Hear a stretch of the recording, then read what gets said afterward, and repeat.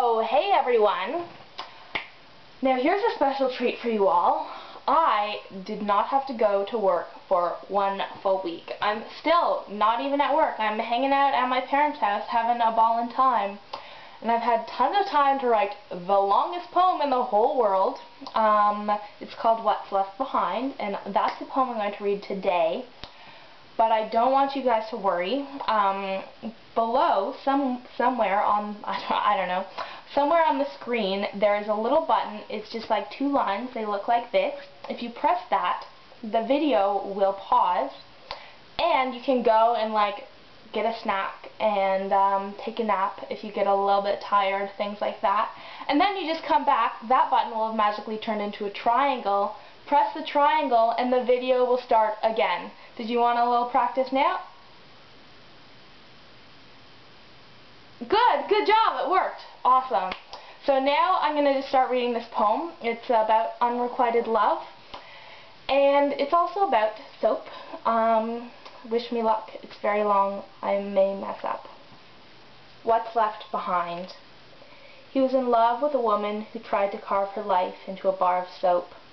She started with her birth, spent 8 days shaping the curve of her mother's legs with the point of a pin. He watched from the bed in their bachelor apartment, wanting to carve something too, the woman into his own heart, just so he'd have a hurt for the way her back arched over the bar, the way she held her cheeks between her teeth, smiling at the past she could never get back.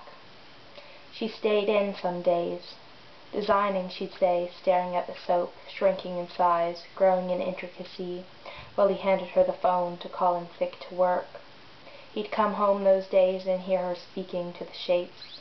She'd shush them at the sound of his footsteps on the stairs. "What are you saying?" he'd asked one day before he knew better. She showed him the soap in segments.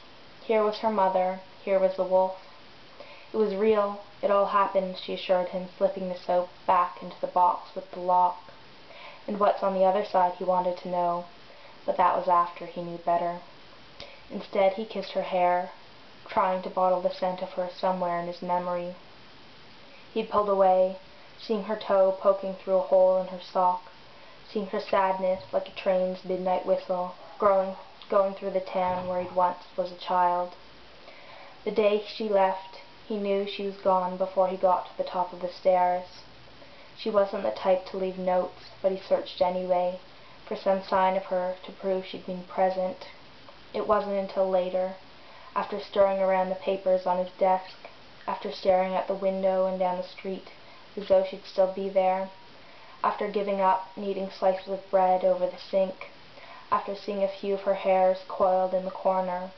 It was only then, when he stood naked on the tile floor of the bathroom the heat never seemed to reach, did he realize that he'd been looking for the soap.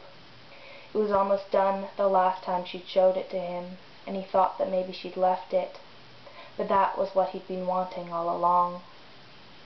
So that was the poem. It was called What's Left Behind. There should be a button coming up soon that says replay.